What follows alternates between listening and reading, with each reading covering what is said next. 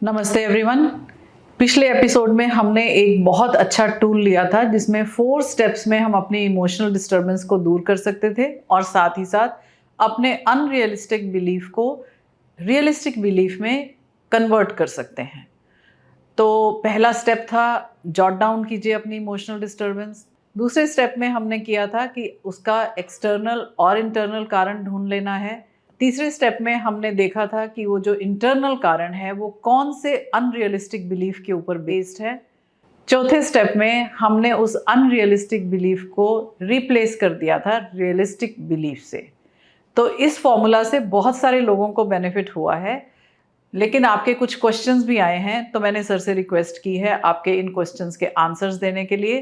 तो आप ध्यान से सुनिए। यदि आपका क्वेश्चन नहीं भी है तो आपके किसी मित्रगण का, रिलेटिव का, फैमिली मेंबर का क्वेश्चन हो सकता है, या फिर आप इसको किसी ना किसी फॉर्म में रेजोनेट ज़रूर करेंगे। तो सर पहला क्वेश्चन ही एक स्टूडेंट की तरफ से है और वो उसका कहना है कि मेरे पेरेंट्स हर बार दूसरे स्टूडेंट्स के साथ या दूसरे बच्चों के साथ मुझे कंपेयर करते हैं, तो इससे मैं कैसे निजात पाऊँ या इससे मैं कैसे आगे बढ़ूँ?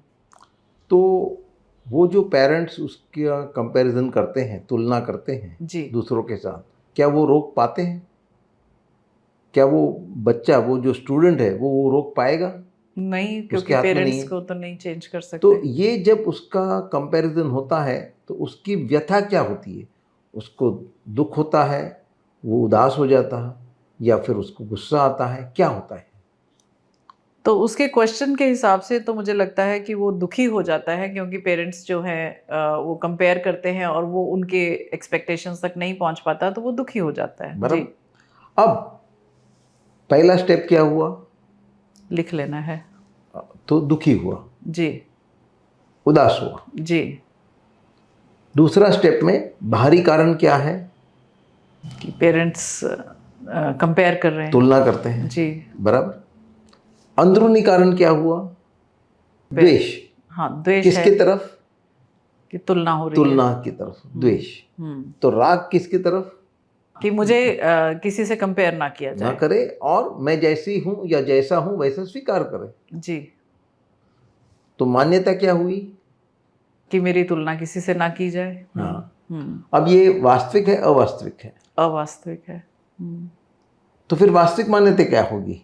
मतलब मेरी कोई तुलना करे तो करे, ऐसा भी तो बोल सकते हैं। हाँ, करेक्ट। और दूसरा ये है कि इस तुलना के पीछे माँ बाप का क्या भाव है वो भी देखना चाहिए। वो उसको नीचा दिखाना नहीं चाहते हैं, उसको वो तुलना encourage किसके वास्ते करते हैं? ताकि मोटिवेट कर सके। मोटिवेट करें। उसके लिए एक कहानी है कि एक बाप बेटे थे, दोनों शिल्पकार थे, दोनों अच्छे थे, लेकिन बेटे को ये गिला रहता था कि उसके पिता उसकी कभी प्रशंसा नहीं करते थे। तो उसने एक बार सोचा और उसके मुताबिक उसने एक अच्छी सी मूर्ति बनाई और मंदिर के बगल में गाड़ दी। अच्छा। और दूसरे दिन ये ऐलान किया कि मुझे सपना आया था कि मंदिर के बगल में एक अच्छी मूर्ति गाड़ी हुई है, हम जाके देखते हैं। वहाँ गए, खुदाई की, तो वहाँ से वो मूर्ति निकली जो उसी ने रखी थी। अगले रात उस मूर्ति को देख के पिता ने उसको कहा कि कितनी बेहतरीन मूर्ति है। तब बेटे ने कहा, पिताजी ये मैंने ही बनाई है। तो थोड़ा सोच के पिता ने कहा, अब इससे बेहतर तो नहीं बना पाएगा। तो उनको मालूम था कि इसकी काबिलियत क्या है, लेकिन उसको और बेहतर बनाने के लिए वो बार बार उसको encourage। तो हम सिर्फ उस एक्शन को न देखे, उस क्रिया को न देखे, उस क्रिया के पीछे उसका भाव क्या है वो देखो ना। तो ये बात तो सही है कि यदि उस बच्चे को बुरा लग रहा है कि मेरी तुलना हो रही है, तो वो अपने ये वाले स्टेप्स को फॉलो करे और देखे कि पेरेंट्स उसकी जो तुलना कर रहे हैं वो स्वीकार कर ले कि पेरेंट्स को आप नहीं चेंज कर सकते, जैसा वो कर रहे हैं वो ठीक है। तो अपने मन को शांत करें और साथ ही साथ इस बात को भी ऑब्जर्व करे कि उनका पीछे इंटेंट क्या है, उनका भाव क्या है, क्या वो उसे नीचा दिखाने की कोशिश कर रहे हैं या फिर उसको मोटिवेट करने की कोशिश कर रहे हैं। ठीक है। जैसे कई बार बच्चे घर लेट पहुंचते हैं तो माँ बाप उसको डांटने लगते हैं जी और उनको बहुत बुरा लगता है। जी जी। लेकिन वो नहीं देखते कि उस डांट के पीछे उनका कंसर्न है। कितनी चिंता और प्यार छुपा है। जी, ये बात तो है, ये बात जब तो वो दिखाई देगा तो हमें उस बात का बुरा नहीं लगेगा। इसके संदर्भ में भी ये बताऊंगा कि हम सिर्फ कार्य को देखते हैं, कार्य के पीछे के भाव को नहीं देखते। हम कार्य को ही अच्छा बुरा कहते हैं। कोई कार्य अपने में अच्छा या बुरा नहीं है। जैसे ये मान्यता है कि झूठ बोलना बुरा है, गाली देना या किसी को मार डालना बुरी बात है। तो वाकई ही किसी को मार डालना बुरी बात है?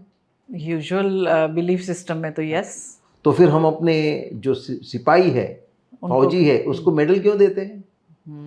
क्योंकि वो हमारी रक्षा के लिए जाते हैं, तो इसलिए। तो मारना बुरा नहीं है। हाँ, उसके पीछे तुम्हारा आशय क्या है, भाव क्या है। जी। वही सोल्जर अगर सिविलियन लाइफ में किसी को मार देगा तो क्या मेडल मिलेगा? नहीं नहीं। कार्य तो वही था, जी जी, क्रिया तो वही की उसने। लेकिन उसके पीछे का मकसद क्या था?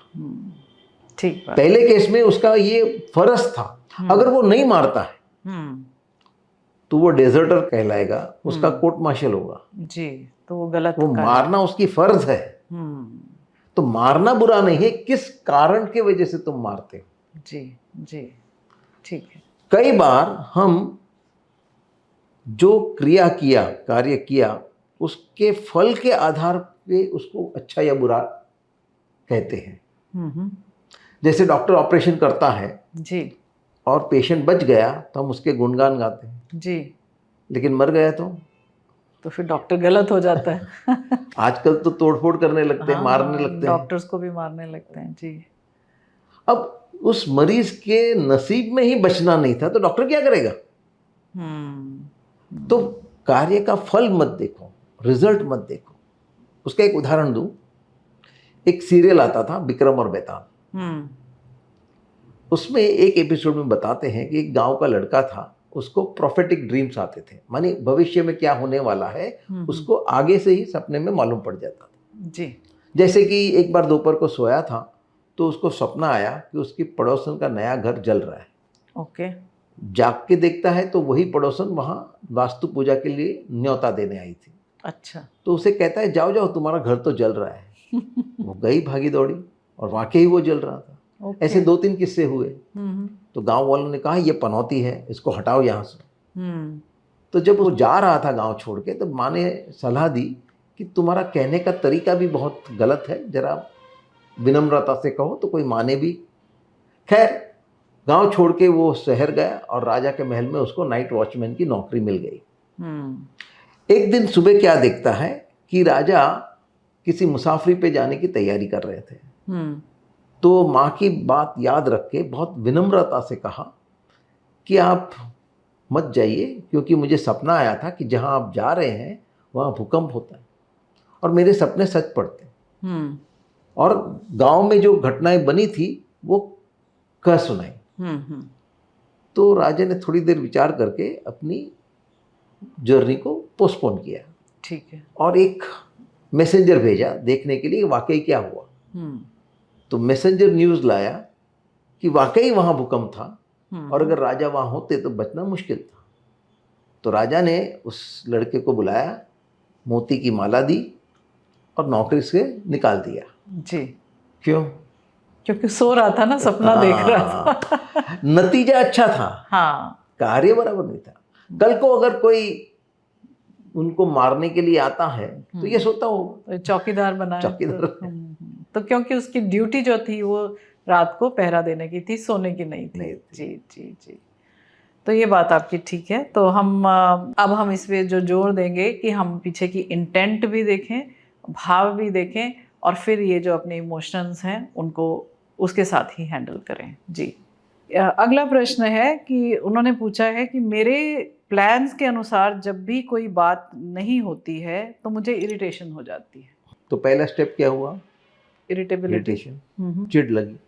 क्यों लगी? बाहरी कारण कि मेरा प्लान सफल नहीं हुआ। जी।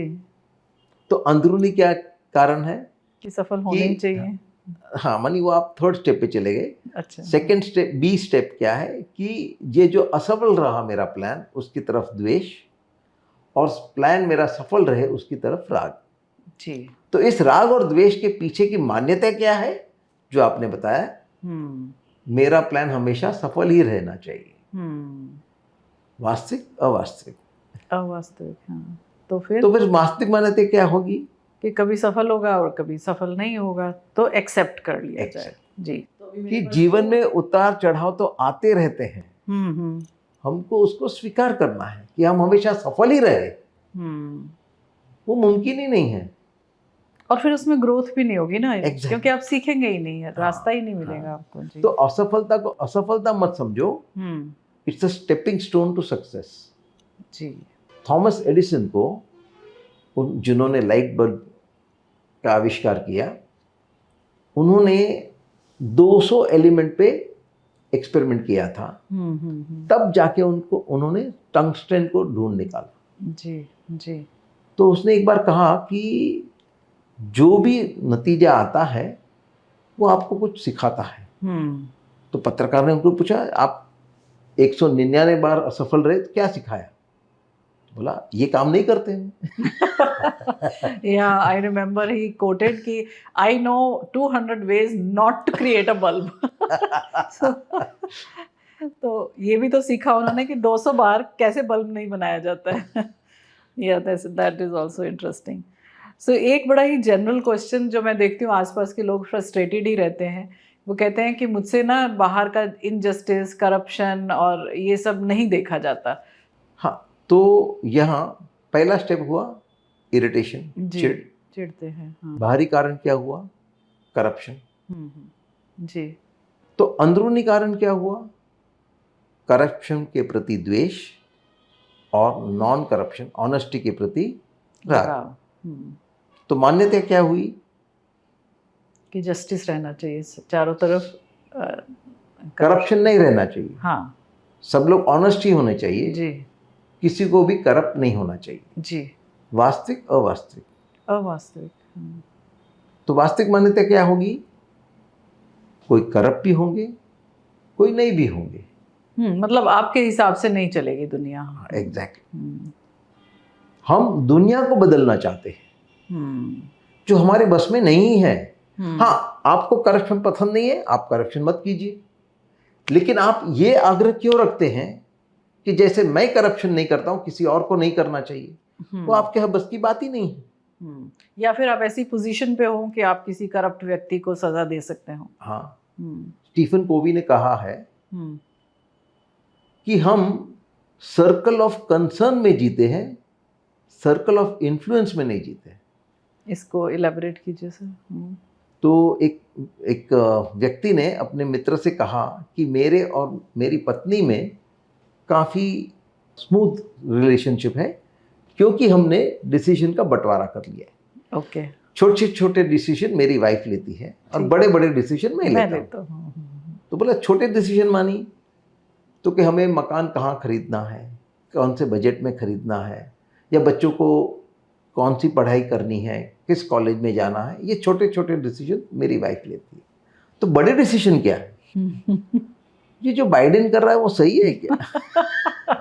या इजराइल ने ये सब किया वो सही है क्या? तो ये डिसीजन मैं लेता हूं। सही है।